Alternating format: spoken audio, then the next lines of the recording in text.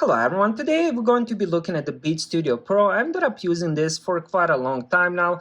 Pretty much use them every single night to listen to some music. I also do have a pair of Beat Studio 3. I'm going to do a little bit of comparison as I'm doing the review, what I like about these and what I didn't like about the Beat Studio 3s. So let's start with this. Let's start with what comes inside the box. So inside the box, we'll of course be getting the headphones, then we'll be getting carrying case, which is right here. I guess I can show you that right now. It does have this Beats logo. The case itself is pretty soft. Now it doesn't have much of a firmness like the previous Beat Studio 3, but overall it is much lighter than the previous case. Now inside the case we'll be getting couple different cables, and let me show you those. I haven't used them yet because I do end up charging them with my phone charger. So it does come with 3.5 millimeter to 3.5 if you do want to end up using it wired, and also comes with the USB-C to USB-C cable. Again, you can end up using any USB-C to charge them, but it is nice they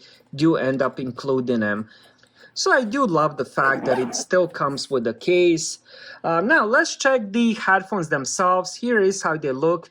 Beats logo on each side. On this side, this is the control, so you can press the B, and then you can go up, down for volume. I'm going to explain those controls a little bit later. But also here we have USB-C for charging. The previous generation of the Studio 3s had the micro USB, which I wasn't a big fan, but again, it wasn't a big deal. And here we have the power button, and then on this side we have that 3.5 millimeter input here.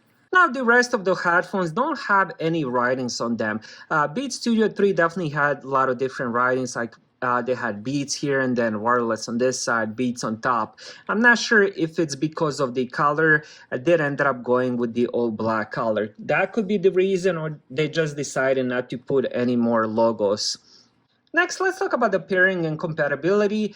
Beat Studio Pro is run by Apple company, so the iPhone will definitely have a better compatibility, but I did end up using it with Google itself. Now, when it comes to the iPhone, it does support one-touch pairing. It means easy one-touch setup, instantly pairs with every device in your iCloud account. I made sure I ended up testing that. So, for example, the first thing I did is pair that with my iPhone that I use every single day. The moment I paired that with the iPhone, the headphones were paired with my Mac Mini with my iPad. So let's say, for example, I want to use them with iPad. All I have to do is just turn them on and go to the Bluetooth settings and just click on connect. I don't need to do whole pairing. For example, holding the power button, wait until it flashes and all that. So you skip that little step, which for some people can be 5-10 minutes of work.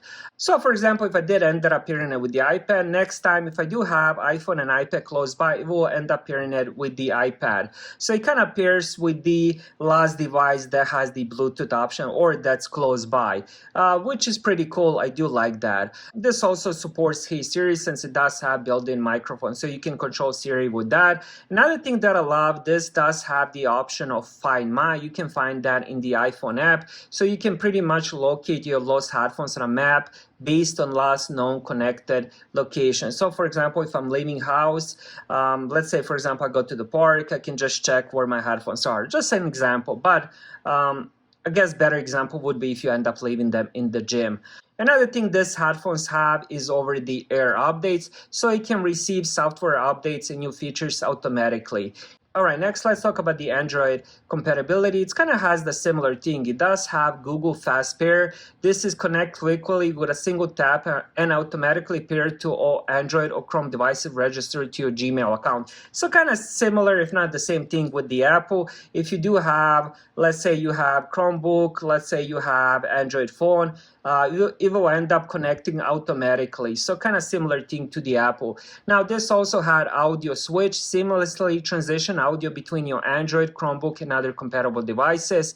And this also supports Find My Device, kind of similar thing as the Apple. Easily locate your lost headphones on a map with Google Find My Devices, which is really cool. Even though this is made by Apple, they decided to make a really good compatibility with the Android devices as well.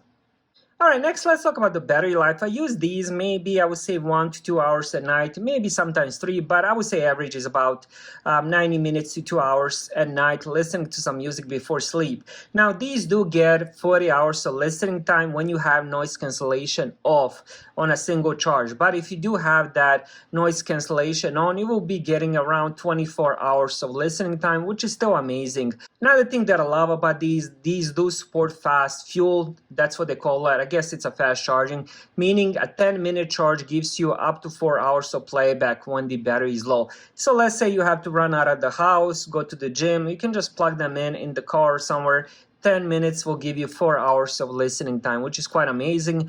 And as I already showed you in the beginning, these do use USB-C for charging. Now let's talk about the controls here. So up and down here, it's volume up, volume down. And then you have the B button for music and call control. So for example, if somebody's calling you, you can press twice and reject the call, or end up pressing it to accept the call and stuff like that. So since these do have built-in microphone, you can end up receiving calls, talking to somebody, talking to Siri and all that.